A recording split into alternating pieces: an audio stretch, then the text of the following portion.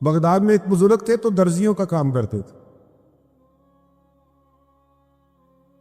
اللہ کے نبی حضرت ادریس علیہ السلام بھی درزیوں کا کام کرتے تھے. خوش ہوئے نا بات سن کے؟ پیشہ کوئی بھی برا نہیں. ایک برا ہے وہ ہے ہاتھ پھیلانا. اس کے علاوہ کوئی پیشہ برا یہ برا نہیں، یہ ہاتھ پھیلانا برا ہے. حضرت شیخ محمد بن حسن کہتے ہیں کہ وہ بزرگ جو تھے نا، امام غزالی نے لکھا ہے، وہ درزیوں کا کام کرتے تھے تو اس زمانے میں نا کھوٹا سکہ بھی کبھی کبھی آ جاتا تھا. کھوٹا سکہ پرانے لوگوں کو تو پتہ ہوگا، چلو نوجوانوں کو بتا دیتا ہوں. چاندی کے سکے ہوتے تھے تو اوپر سے جب وہ گھس جاتا تھا نا نمبر، تو اس کو کہتے تھے اب کھوٹا ہو گیا. کیوں جی بزرگوں ایسے ہی ہے. وہ گھس جاتا تھا تو کہتے تھے سکہ، وہ چلتا نہیں تھا کہیں بھی. تو وہ بابا جی کی دکان مشہور ہو گئی تھی کہ وہاں کھوٹے سکے بھی چل جاتے. لوگ دے آتے تھے کھوٹے سکے، بہت سارے لوگ دے دیتے، بابا جی چپ کر کے قبول کر لیتے. مشہور ہو گیا، جو بھی جاتا کھوٹے سکے دے آتا، بابا جی قبول کر لیتے. پھر شام کو نہ گھوڑے پہ بیٹھ کے جاتے اور دریا میں بہا. ایک دن کچھ بندے کھوٹے سکے لے کے آ گئے تو بابا جی ابھی مصلے پہ تھے، نماز پڑھ رہے تھے. تو بیٹے نے کپڑے دیے تو کھوٹے سکے وصول کی. تو وہ کھوٹے سکے دینے والا شخص کھوٹے سکے دے رہا تھا تو وہ بچہ کہنے لگا تم نے بڑی عرصہ بیوقوف بنایا میرے ابا کو، کھوٹے سکے دے لے جاؤ. کہنے لگا تمہیں واقعی نہیں پتہ چلتا کھوٹے ہیں؟ کہا ابا جی کا نہیں مجھے پتا، پر مجھے تو پتہ ہے نا. اور میرا ابا شام کو کھول کر دیکھتا ہے تو پھر جو کھوٹے کھوٹے ہوتے ہیں انہیں دریا میں بہا کے آتا ہے. لے جاؤ اپنے. اتنی دیر میں بزرگ نماز سے فارغ ہوئے، کہنے لگے نہیں نہیں بیٹے رکھ لے، کھوٹے ہی رکھ لے. سننا بات. کہا جناب کیوں؟ فرمانے لگے میں کھوٹے اس لیے رکھ لیتا ہوں کہ لوگوں نے پیسوں میں ملا کے دوسروں کو بھی تو دینے ہیں نا. تو میں چاہتا ہوں چلو باقی لوگ نقصان سے بچ جائیں، ہمارا تو گزارا ہو ہی رہا ہے. باقی لوگ نقصان سے بچ جائیں. اور فرمایا پھر میں شام کو جا کے دریا میں ڈال کے آتا ہوں کہ کہیں میری اولاد بھی ان کو آگے نہ چلا دے. میں چاہتا ہوں کہ اور لوگ اس کام سے بچ جائے. درویش کہتے ہیں کہ جب اس بابے کا آخری وقت آیا نا تو جو اس نے جملہ کہا میرا کلیجہ پھٹ گیا. آخری وقت جو اس نے دعا مانگی تو فرماتے ہیں میرے اندر وجد اور کیف کی صورت پیدا ہو گئی. فرماتے ہیں ان بزرگوں نے اپنے آخری وقت دعا مانگی، اے اللہ میں نے ساری زندگی کھوٹے سکے قبول کیے تاکہ تیرے بندے شر سے بچ جائیں، تو یا اللہ تو بھی اس کھوٹے سکے کو قبول فرما. اللہ میں نے کھوٹے سکے قبول کیے، کھوٹے، تاکہ تیرے بندے تکلیف سے بچ جائیں. تو مالک میں بھی کھوٹا ہی ہوں، اللہ تو بھی اس کھوٹے کو قبول فرما لے. اور یہ دعا مانگ کے نا تو کبھی روتے کبھی ہنستے. لوگوں نے کہا کیا ہوا؟ کہتے ہیں لگتا ہے رب نے کھوٹا سکہ قبول فرما لیا. لگتا ہے کہ اللہ نے کھوٹا سکہ قبول. لوگوں کو تکلیف سے بچائیں. ہمارا وجود یارو مطلب کیا ہو جائے گا 2 منٹ کے لیے سمجھ لیں کیا ہو جائے. یعنی اگر آپ بڑے غصے سے باہر آئے اور پاپڑ بیچنے والے پہ آپ نے غصہ نکال لیا سارا، میں رات کی ڈیوٹی کر کے آیا ہوں تھکا ہوا ہوں اور تو پاپڑ بیچنے آ گیا، تم لوگ بڑے نالائق ہو، بدتمیز ہو. آپ نے یہ سخت جملے کہہ دیے، چپ کر کے وہ آدمی معذرت کر کے گزر گیا. وہ تو سارا دن پریشان رہے گا نا کہ میری غریبی کا مذاق اڑا ہے. مطلب ہو کیا گیا؟ ہوا کیا اگر اس نے کوئی بات کر لی؟ ہم نے ارادہ کرنا ہے کہ ہم نے آسانیاں دینے کی کوشش کرنی، ہم نے لوگوں کو تکلیف نہیں دینی، ہم نے کسی کو آزمائش میں مبتلا نہیں کرنا، ہم نے کوئی ایسا کام نہیں کرنا جس کی وجہ سے لوگ سمجھیں کہ یہ آدمی بوجھ بن گیا. کبھی بوجھ نہ بنے. یارو معراج کی بات کرنے کا تو اب وقت آیا ہے، اس لیے کہ معراج کا سارا واقعہ تو مسجد اقصیٰ کے گرد گھومتا ہے. سبحان الذی اسریٰ بعبدہ لیلا من المسجد الحرام الی المسجد الاقصیٰ. حضور نے معراج کی رات مسجد اقصیٰ میں نماز پڑھائی تھی. اور ایک بار پھر سے طیبہ سے فلسطین میں آ، راستہ دیکھتی ہے پھر مسجد اقصیٰ تیرا. ایک بار حضور گئے تھے مکے سے مسجد اقصیٰ، اور پھر حضور فرماتے ہیں جب میں واپس گیا نا تو کفار نے جو کہ مسجد اقصیٰ دیکھی ہوئی تھی تو مجھ سے پوچھنا شروع کر دیا کہ مسجد اقصیٰ کی کھڑکیاں کتنی ہیں، دروازے کتنے ہیں، پلر کتنے ہیں. جب انہوں نے سوال جواب کیے تو حضور فرماتے ہیں کہ رب کریم نے مسجد اقصیٰ کو اٹھا کے میرے سامنے رکھ دیا. میں دیکھتا جاتا تھا، بتاتا جاتا تھا، کہہ لوں بات کر لوں. ایک دفعہ حضور مکے سے مسجد اقصی آئے اور ایک دفعہ مسجد اقصی میرے نبی کی زیارت کے لیے مکے گئی، حضور کی زیارت کے لیے مکہ شریف گئی۔ او میرے نبی تو صرف کسی چیز کی طرف ایک دفعہ دیکھ لیں تو وہ رحمت کے پھول کھلتے ہیں۔ مسجد اقصی کی طرف منہ کر کے 17 مہینے میرے نبی نے نماز پڑھی ہے۔ مسلمانوں پتہ ہی کوئی نہیں، ہماری خبریں ہی اور ہیں، ہمارا درد ہی اور ہے، ہمیں پتہ ہی نہیں بم کہاں برس رہے ہیں، ہمیں یہ خبر ہی نہیں۔ اور میں اس دور میں تقریریں کر رہا ہوں جہاں سوتوں کو جگانا نہیں پڑتا، جاگتوں کو جگانا پڑتا ہے۔ سیانے لوگوں کو سمجھانا ہمارے ذمہ لگ گیا، کیا کریں؟ اس قوم کو سکھانا پڑتا ہے جسے پتہ سارا ہے، لیکن جان بوجھ کے آنکھیں ہماری بند ہیں۔ یہ مولوی کو بات کرتا تو لوگ کہتے دیکھو مولوی گالی دیتا ہے، لیکن اگر قائد اعظم محمد علی جناح کہے کہ اسرائیل امریکہ کی ناجائز اولاد ہے تو پھر تو تمہیں ہضم کر لینا چاہیے نا، پھر تو لبرل کو بھی ہضم ہونا چاہیے نا کہ قائد اعظم نے کہا ہے، اور اس ناجائز بچے کو تم نے اتنی طاقتیں دے دی کہ وہ مسلمانوں کے قبلہ اول میں نماز پڑھنے والوں کو بھی نہ بخشے۔ کہاں گئی تمہاری وہ انسانی حقوق کی بڑی بڑی تنظیمیں، کدھر گئی؟ اور میرا پاکستانی میڈیا سے بھی سوال ہے، چند دن پہلے سیالکوٹ میں ایک واقعہ ہوا، ناانصافی ہو گئی جی، ناانصافی ہو گئی جی ایک بی بی کے ساتھ۔ ہر بندے نے شور مچایا، بڑے بڑے طوفان اٹھتے ہیں، کیوں ہوا جی کیوں ہوا؟ تو مسجد اقصی کی توہین ہو گئی تو پھر طوفان کیوں نہیں اٹھا؟ ٹاک شو کیوں نہیں ہوئے؟ بحثیں کیوں نہیں ہوئی؟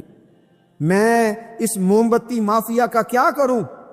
ان لبرل لوگوں کا کیا کروں؟ ان کے سپورٹروں ووٹروں کا کیا کروں؟ ان سیاسی جماعتوں کے کارکنوں کو کیا نام دوں کہ جو ان فضول بحثوں میں تو وقت ضائع کرتے ہیں، اور وہ مسجد اقصی اس کے بارے میں میرے نبی پاک صلی اللہ علیہ وسلم سے ایک صحابیہ نے پوچھا تھا، یا رسول اللہ مسجد اقصی میں نماز پڑھنا کتنا کو بہتر ہے باقی نمازوں کے مقابلے میں؟ تو حضور نے فرمایا 1000 گنا بہتر ہے۔ بی بی عرض کرنے لگی، سونیا میں جا تو نہیں سکتی، دل بڑا کرتا ہے۔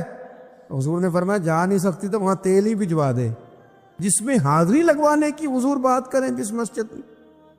اور نبی پاک علیہ السلام نے فرمایا خاص کر کے سفر کرنا ہوا تو 3 مسجدوں کے لیے کرنا، ایک مسجد حرام بیت اللہ کے لیے، ایک مسجد نبی کے لیے، اور تیسرا مسجد اقصی کی۔ ایک بات بڑی ضروری ہے، وہ میں نے آپ سے ضرور کرنی ہے۔ ایک آیت ہے قرآن پاک کی سورت بقرہ پہلا سپارہ آیت نمبر 120۔ اللہ تعالیٰ نے ایک حد بیان کر دی، فرمایا وَلَن تَرْضَىٰ عَنْكَ الْيَهُودُ وَلَا النَّصَارَىٰ حَتَّىٰ تَتَّبِعَ مِلَّتَهُمْ۔ فرمایا یہ یہودی اور عیسائی تم سے ہرگز راضی نہیں ہوں گے۔ یہ قرآن ہے، اور سادہ ترجمہ تفسیر کی بھی ضرورت نہیں۔ یہ معاہدے کر لیں، محبت کے وعدے کر لیں، یہ تم سے راضی نہیں ہوں گے۔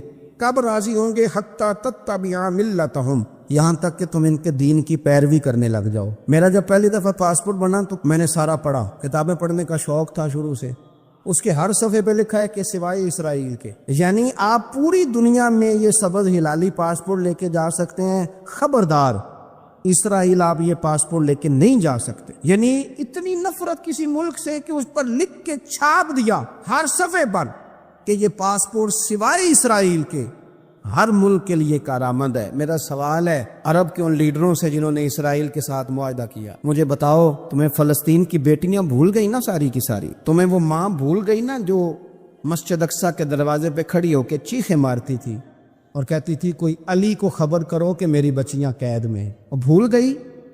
تمہیں وہ بہن بھول گئی نا جس پر شراب کی بوتل انڈیڑتے تھے اسرائیل کے فوجی؟ وہ آپ کو ابھی بھی ویڈیو مل جائے گی، وہ انڈیلتے تھے شراب کی بوتل، اسے پکڑتے تھے، دست درازی کرتے تھے، اور وہ بیٹی کہتی تھی یا رحمت للعالم۔ بھول گیا تمہیں وہ سارا کچھ؟ تم نے 1 منٹ لگایا اور تم معاہدہ کس سے کروا رہے ہو؟ امریکہ کے صدر سے؟ اتنا ظلم کیا تم نے، اتنا قاتل کے ساتھ معاہدہ؟ کیا سمجھتے ہو فلسطین والوں کا کوئی والی وارث نہیں؟ سنو، میرے رسول کریم صلی اللہ علیہ وسلم نے فرمایا میرا کوئی مالدار امتی دنیا سے چلا جائے، پیسے جائیدادیں چھوڑ کے جائے تو اس کی اولاد میں بانٹ دینا، لیکن اگر اس کے ذمہ قرضہ ہو تو میرے پاس آ جانا، میں اپنے امتی کا قرض ادا کروں گا۔ جس کا کوئی وارث نہیں ہوتا مدینے والا اس کا وارث ہوتا ہے، میں قرض دوں گا اپنے امتی کا۔ کیا سمجھتے ہو فلسطینی لاوارث ہے؟ صبح قیامت نبی پاک تم سے سوال کریں گے، تمہیں اللہ کے حضور حاضری دینی ہے کیوں نہیں صلح کرتا اسرائیل فلسطین کے ساتھ؟ لبنان کے ساتھ دوستی کیوں نہیں کرتا؟ شام سارا کٹ گیا اسرائیل کی وجہ سے، رات تمہیں خیال آیا ان کے ساتھ معاہدہ کرنے کا؟ ہمیں سبق پڑھاتے ہو، خدا سے ڈرو۔ اور پھر اقبال کہتے ہیں مسلمانوں سے مایوس نہ ہونا، حکمرانوں سے زیادہ امیدیں بھی نہ لگانا۔ وہ جو چھوٹے چھوٹے لوگ نکلے تھے نا صحرا سے، بظاہر غریب تھے، بظاہر ان کے پاس مال نہیں تھا، وہ خالد بن ولید جیسے، وہ سعد بن ابی وقاص جیسے، بظاہر ان کے پاس زیادہ اسلحہ نہیں تھا۔ اقبال کہنے لگے مایوس نہ ہونا، یہ نہیں کہنا بن کچھ نہیں سکتا، فرمانے لگے رات میں نے سنا ہے فرشتے آپس میں باتیں کر رہے۔ واہ اقبال، تیرا بھی انداز کتنا نرالا ہے۔ کہنے لگے رات فرشتے آپس میں باتیں کر رہے تھے، میں نے سن لی ہیں۔ بھلا وہ کیا کہہ رہے تھے؟ یہ سارے لوگ نا خالد بن ولید، سعد بن ابی وقاص، یہ صحرا کے رہنے والے تھے، اور اس وقت کی سب سے سپر پاور روما کہلاتی تھی، الٹ پلٹ کے رکھ دی ساری رومی سلطنت۔ تو اقبال کہنے لگے رات فرشتے آپس میں باتیں کر رہے تھے کہ سنا ہے پاکستان کے، ہندوستان کے مسلمان جوان مایوس ہو گئے۔ کہنے لگا نہ مایوس ہونا، نکل کے صحرا سے، جس نے روما کی سلطنت کو الٹ دیا تھا، نکل کے صحرا سے۔ گرمی دیکھو اس شعر کی، ولولہ دیکھو اس مرد کا جو مصور پاکستان ہے، نکل کے صحرا سے جس نے روما کی سلطنت کو الٹ دیا تھا، سنا ہے میں نے یہ قدسیوں سے، وہ شعر پھر ہوشیار ہوگا۔ وہ کل باتیں کر رہے تھے کہ بہت سارے ان میں سے پھر جاگ گئے اور بڑی جلدی وہ بلاک بنائیں گے۔ سنا ہے میں نے یہ قدسیوں سے کہ وہ شعر پھر ہوشیار ہوگا، وہ آئے گا میدان میں، نکلے گا۔ لوگ بیچارے عقیدتوں اور محبتوں کا خراج دیتے رہیں گے، لیکن وہ حصل ما فی الصدور، جب قیامت میں پردہ کھلے گا، وہ قیامت میں پردہ کھلے گا۔ میں نے کہا تھا کچھ جمعے پہلے، پھر بات دہراتا ہوں، ایک درویش شخص ہیں، وہ کہتے ہیں میں زندگی میں کبھی نہیں کام پا، پر ایک طوائف مجھ پہ راشا طاری کر گئی۔ طوائف کہتے ہیں میں نے جبہ کبہ پہنا تھا، طوائف میرے پاس سے گزر رہی تھی، تو میں نے اس کو کہا کہ بچے باز آ جا، اللہ اللہ کیا کر، چھوڑ دے۔ تو اس نے نقاب آگے کر لیا، کہنے لگی بابا میں تو آپ کی بات پر عمل کروں گی، پر ایک جملہ کہنے کی اجازت ہے؟ تو میں نے کہا بیٹی کہہ لو۔ تو کہنے لگی بابا میں تو جو نظر آ رہی ہوں نا وہی ہوں، جو نظر آتی ہے وہی کہلاتی ہوں، تو بتا تو جو کہلاتا ہے وہ جو نظر آتا ہے وہی کہلاتا ہے کہ کچھ اور بھی ہے؟ تو کہلاتا کچھ ہے اور بنا ہوا ہے کچھ اور، تو بھی دیکھ کے تو وہی ہے جو تو کہلاتا ہے۔ کیا حساب نہیں دینا لوگوں نے؟ باہر نہیں آئیں گی یہ ساری چیزیں؟ اتنا بڑا دھوکہ، اور کوئی چیز نہیں ملی استعمال کرنے کو۔ جب الیکشن آیا تو اسلام زندہ باد، جب الیکشن آیا تو اسلام زندہ باد، اور اس کے نام پہ ووٹ اور اس کے نام پہ سارا کچھ۔ اور جب تھوڑا سا اللہ تعالیٰ خیر فرمائے حالات بدل گئے، 2-3 سیٹیں مل گئیں، تو پھر کسی بھی حکومت کے پاس جا کے 2 وزارتیں لے لی۔ میرے پاس بھی لوگ آتے رہتے ہیں، ہماری قوم کو سب کو سیاستدان بنا دیا گیا ہے۔ اس طرح سیاستدان کا کوئی پتہ نہیں نا کس پارٹی کا ہے، اس طرح عوام کا بھی اب یہ سارا نفاق ان لوگوں نے برپا کیا ہے، یہ ان لوگوں نے لوگوں میں بات اچھالی ہے۔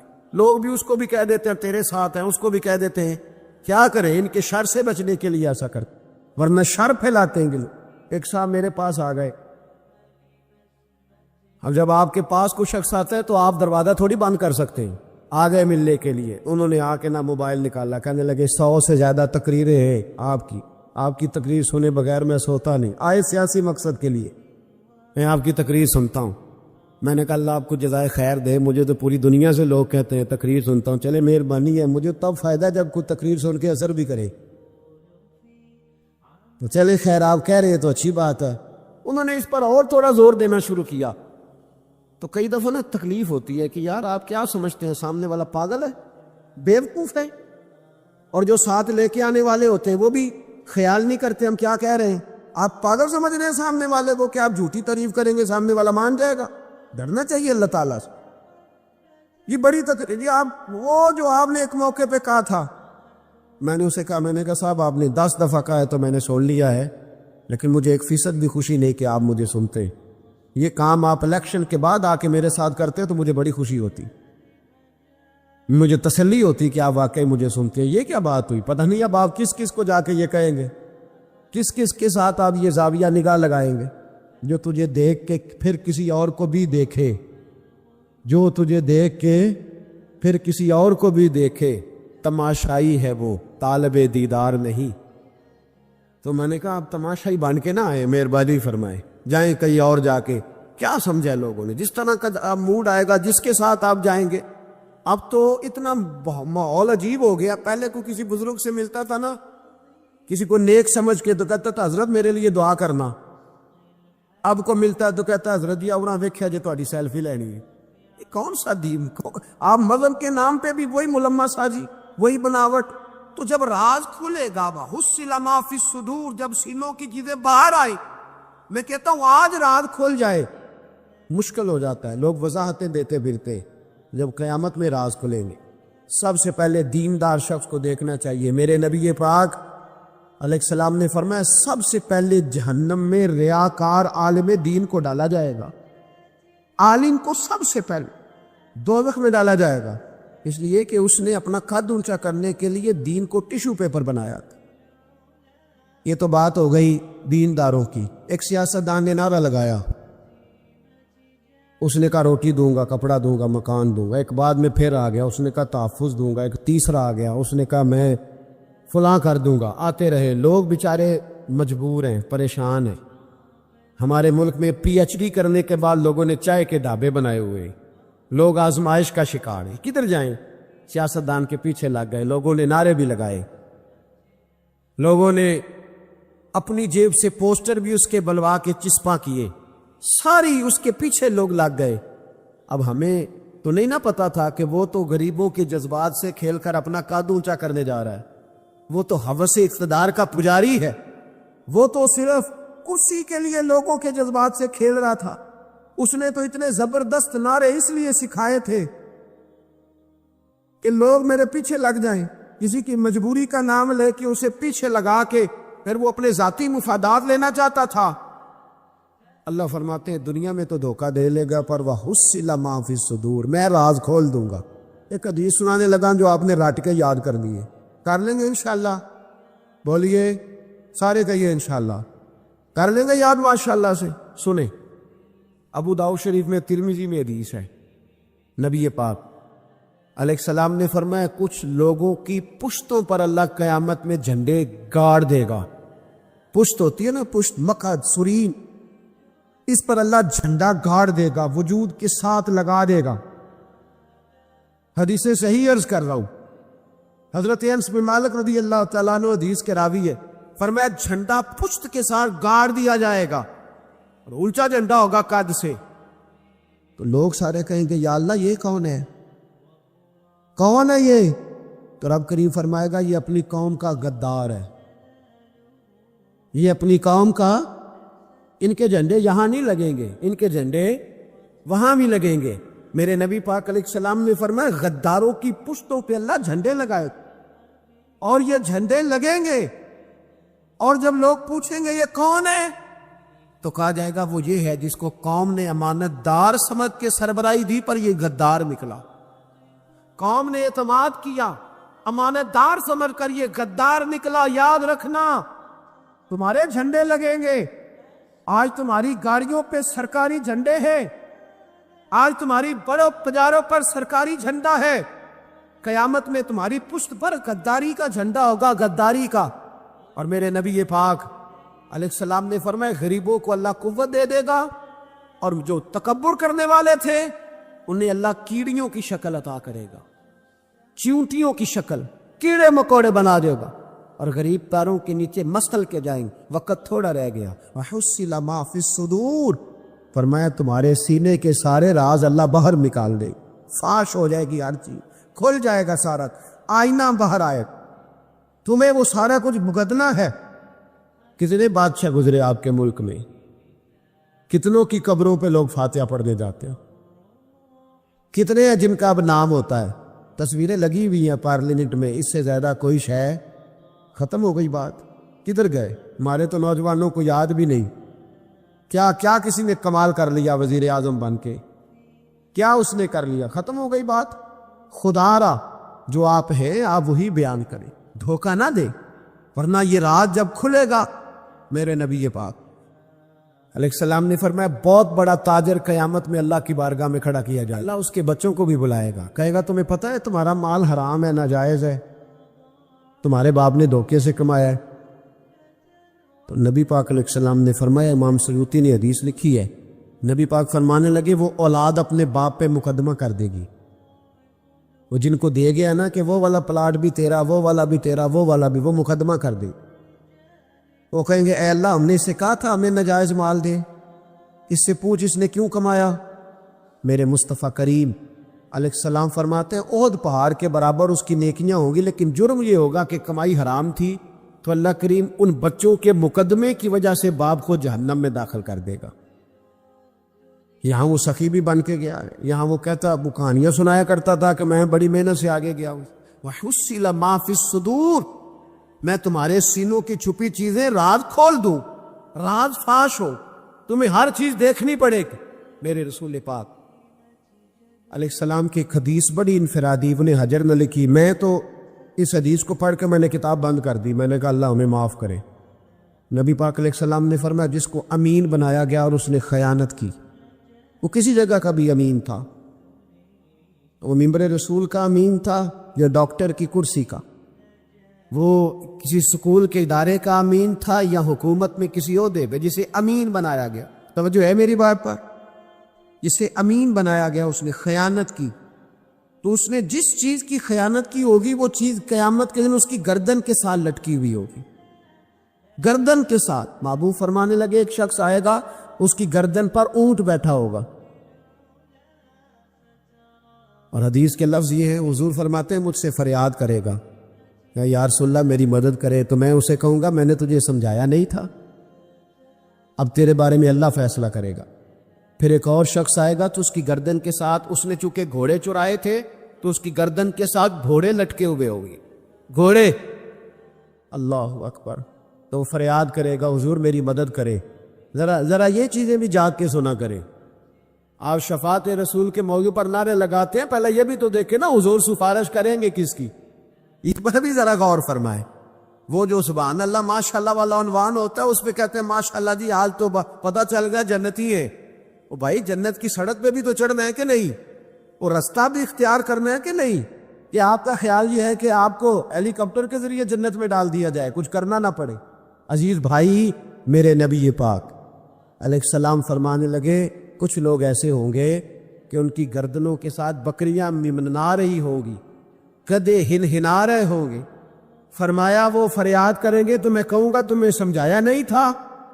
اور پھر حضور فرماتے ایک شخص آئے گا جس کی گردن کے ساتھ اژدہا بندھا ہوگا، اس کے منہ کو ڈسے گا، تو وہ کہے گا اسے پیچھے ہٹاؤ، اور پھر اس سے کہے گا اژدہے سے تو ہے کون؟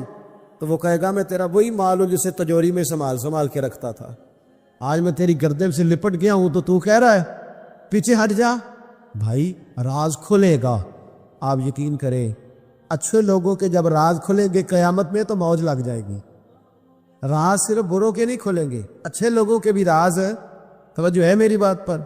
حضرت اویس کرنی بھی آئیں گے جو ساری زندگی راز میں رہے، تو میرے نبی پاک فرماتے اس شخص نے مکان نہیں بنایا، گھر نہیں بنایا، لیکن جناب اویس کرنی جب جنت میں داخل ہوں گے تو اللہ 70,000 فرشتوں کا جلوس انہیں عطا فرمائے گا، اللہ انہیں 70,000 فرشتوں کا جلوس دے گا، اس جلوس میں وہ جنت میں جائیں گے، ان لوگوں کو اللہ شانے دے گا، اور میں راز کھلے گا، راز۔ قیامت کے دن کچھ لوگ ان کے چہرے 14ویں کے چاند کی طرح چمکیں گے، اور انبیاء اور علماء ان کو دیکھ کر رشک کریں گے، کون ہے؟ میرے مصطفیٰ کریم علیہ السلام فرماتے ہیں رب کریم فرمائے گا یہ میرے محبوب کی امت کے وہ نیک لوگ ہیں جس سے بھی محبت کرتے تھے اللہ کی رضا کے لیے کرتے تھے، اور جس سے بھی انہوں نے زندگی میں دشمنی رکھی صرف اللہ کی رضا کے لیے۔ اب یہ اللہ کی رضا والا معاملہ کہاں تھا؟ ان کے سینے کے اندر، اس کی جزا انہیں قیامت میں ملے گی۔ کچھ لوگوں کا راز کھلے گا، انہیں بڑا لطف آئے گا۔ جوانوں، سادہ زندگی آسان ہوتی ہے، یہ جو زیب و زینت والی زندگی ہے یہ مشکل بڑی ہے۔ آپ یقین کریں جن لوگوں نے کپڑے پہننے ہیں نا پردے کے لیے، وہ بڑے سوکھے ہیں، جو بھی مل گیا پہن لیا، اور جنہوں نے دکھانے کے لیے پہننے ہیں وہ بڑی مصیبت ہے کہ یار میں نے اتنا مہنگا جوڑا پہنا ہے کسی نے تعریف ہی نہیں کی. کوئی تعریف کر دے تو پھر کہتے ہیں دیکھا نا آنکھیں چندیا گئی نا دیکھ کے, اور نہ کرے تو کہتے ہیں جل ہی گیا ہے پورا, ایک جملہ نہیں بول سکا. چونکہ مزاج ہے نا, یہاں جو آدمی کھیت سے اٹھ کے آیا نا چارہ کاٹتا, تو اس کو جہاں بھی موقع ملے گا اس نے بیٹھ جانا ہے, جمعہ پڑھنا نکل جانے. اور جس بچے نے 4-5 ہزار بالوں والوں کو دیا نا سیدھے کر دے ذرا میرے, وہ بڑا پریشان ہے کہ میں نے اتنی محنت کی ہے کسی بندے نے دیکھا بھی نہیں. سادہ زندگی آسان ہوتی ہے, بندہ سوکھا رہتا ہے. اور جو تکلفات والی زندگی ہے, لوگ تعریف کریں لوگوں سے کچھ, وہ مشکل ہے. حضرت مولا علی اتنی حکمت, اتنی دلیری, اتنے بڑے آدمی, لیکن ایک دن نا نبی پاک صلی اللہ تعالیٰ علیہ وسلم کو پتہ چلا کہ حضرت فاطمہ زہرا میں اور جناب علی میں کسی بات میں رائے کا اختلاف ہوا ہے. تو حضرت علی ناراض ہو کے چلے گئے, حضور ڈھونڈنے نکلے, یہ بخاری میں موجود ہے. سرکار ڈھونڈنے نکلے تو دیکھا کہ حضرت علی نا مسجد نبی کے ساتھ ننگی زمین پر ایک چادر بچھائی تھی. تو وہ جب سوئے حضرت علی تو آپ نے کروٹیں بدلی تو چادر بھی تھوڑی سی رک گئی, تو سارے کپڑوں کو مٹی لگی ہوئی ہے, اور آرام سے حضرت مولا علی شیر خدا آرام کر رہے ہیں. میں جوانوں آپ سے کہتا ہوں یہ زندگی سوکھی ہوتی ہے. میں نے کھیت کی وٹ پہ, بننے پہ, کھیت کے کنارے پہ کسان سوتے ہوئے دیکھے ہیں, اور میں نے 1.5 کروڑ کی گاڑی میں نفسیات کے ڈاکٹر کے پاس بیٹھا وہ شخص دیکھا ہے جو کہتا ہے پتہ نہیں کیا بات ہے, نیند کیوں نہیں آتی. وہ زندگی آسان ہے, اس میں تھکاوٹ ہوئی ہے, بندہ سو گیا جہاں جگہ میں نہیں, سو گیا اور کچھ تڑپ رہا ہے کیونکہ وہ عادی ہو گیا ہے, یہ 2 منٹ کے لیے بند ہو گیا ایسی, تو وہ گیا. حضرت علی وہاں آرام سے, سارے کپڑوں کو مٹی لگی ہے. میں مولا کائنات کی بات کر رہا ہوں, میں شیر خدا کی بات کر رہا ہوں, میں اسد اللہ کی بات, امام المشارق والمغارب کی بات کر رہا ہوں. حضرت مولا علی اور زمین پہ, سنگیو زمین پہ آرام سے سو رہے ہیں. میرے محبوب گئے اور جا کے فرمایا یا ابو تراب, او مٹی والے اٹھ جا, کپڑوں کو مٹی لگی تھی نا, مٹی والے اٹھ جا. لفظ کیا, یا ابا تراب, او مٹی والے.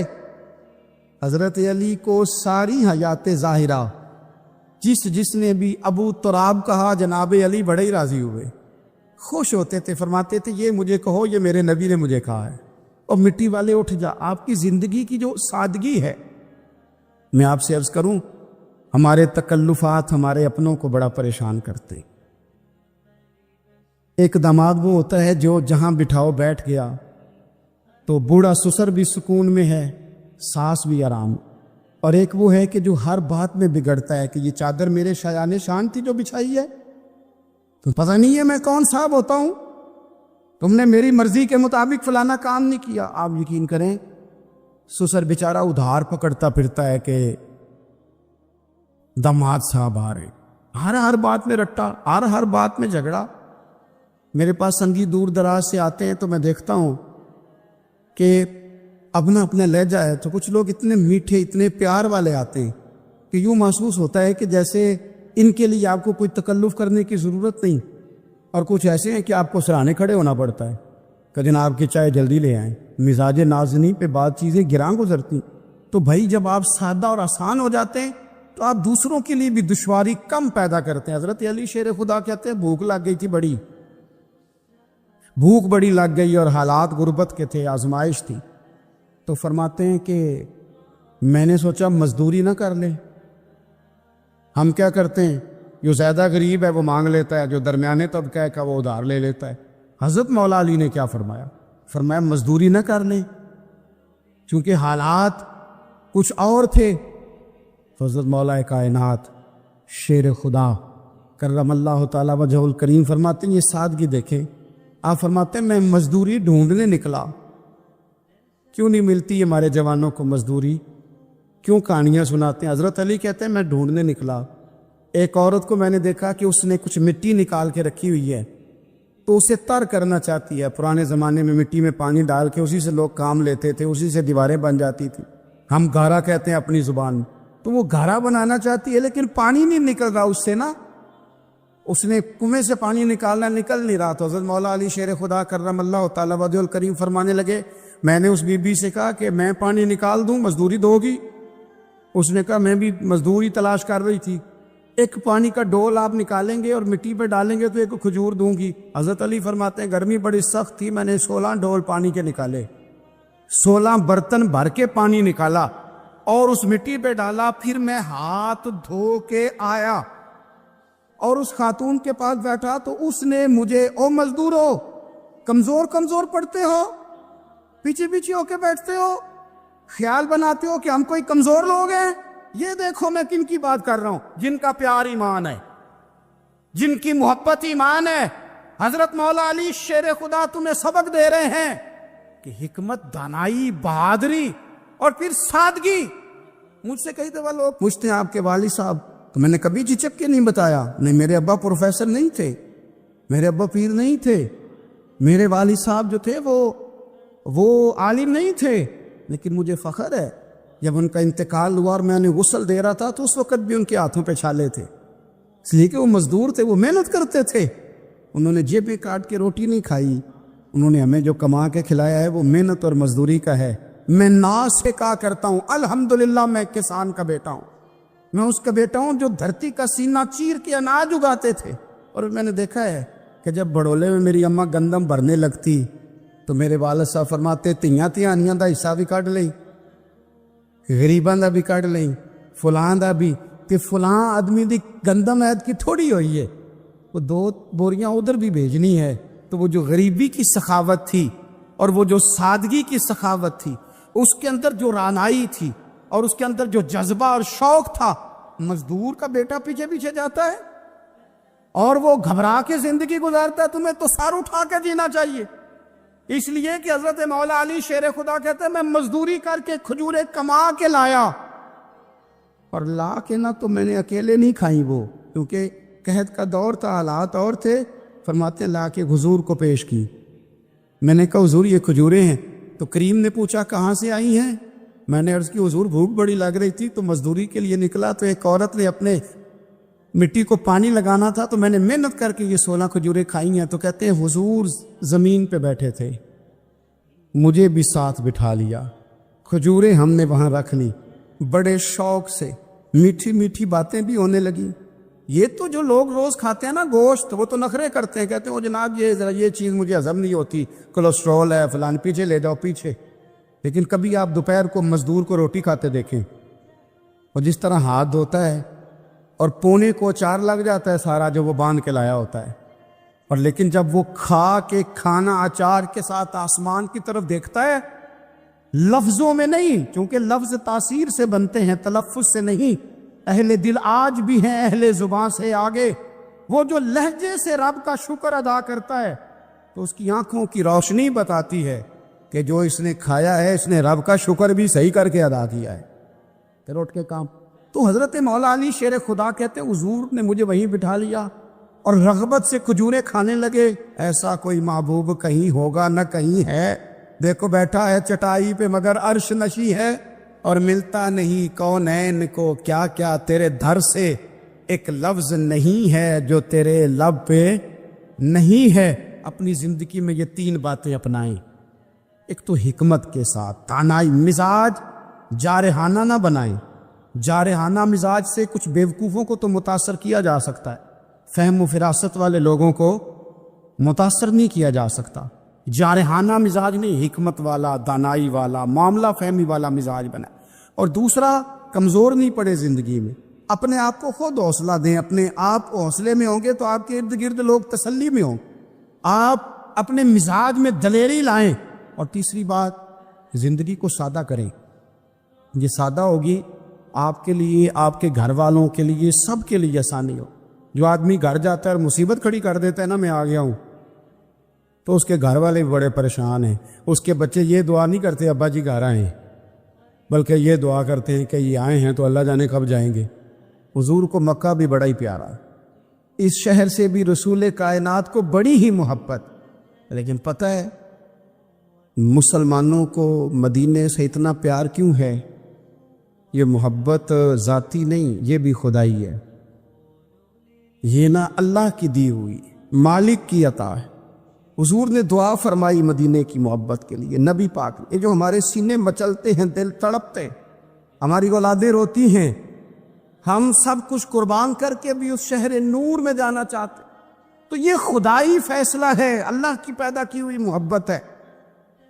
حضرت سیدہ عائشہ صدیقہ رضی اللہ تعالیٰ عنہ فرماتی ہیں، بخاری مسلم میں موجود ہے، فرماتی ہیں جب رسول پاک صلی اللہ علیہ وسلم مدینہ تشریف لائے تو حضرت ابو بکر صدیق رضی اللہ تعالیٰ عنہ اور حضرت بلال حبشی رضی اللہ تعالیٰ عنہ کو نا بخار ہو گیا، تو فرماتی ہیں چونکہ دونوں کو بخار تھا تو ایک روایت میں تو یوں بھی ہے کہ حضرت بلال نا مکے کے فراق میں شعر بھی پڑھتے تھے۔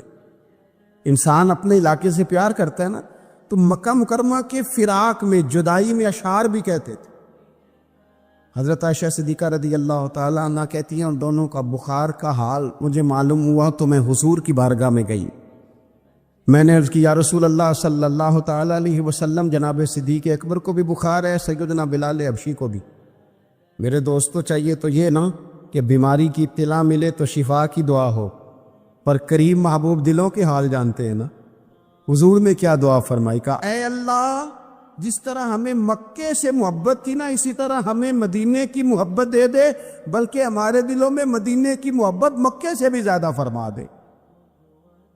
یہ دعا حضور نے مانگی تو مومنوں کے دلوں میں پیار ہے مدینے کا، یہ نبی پاک نے مانگا اللہ سے، دلوں میں پیار ہے، دل کھچے چلے جاتے ہیں جنہوں ویک کے ٹھر دیاں اکھیاں نے، جنہوں ویک کے ٹھر دا سینہ ہے، ربا تیری ساری خدائی ہے پر ایک کی تے شہر مدینہ ہے، ربا تیری ساری خدائی چ ایک کی تے شہر مدینہ ہے، تیری ساری خدائی چ ایک کی تے شہر، جنہوں ویک کے ٹھر دیاں اکھیاں نے، جنہوں ویک کے ٹھر دا سینہ ہے، ربا تیری ساری خدائی ایک کی تے شہر مدینہ ہے۔ رسول پاک صلی اللہ علیہ وسلم نے دعا فرمائی، اللہ ہمارے دلوں میں مدینے کی محبت پیدا فرما دے، اور پھر فرمائے اے اللہ مدینے کو صحت مند شہر بنا دے، اور فرمائے اس بخار کو نا یہاں سے منتقل کر دے، جوفا کی طرف بھیج دے، اس بخار کو نکال دے، اس کو صحت مند۔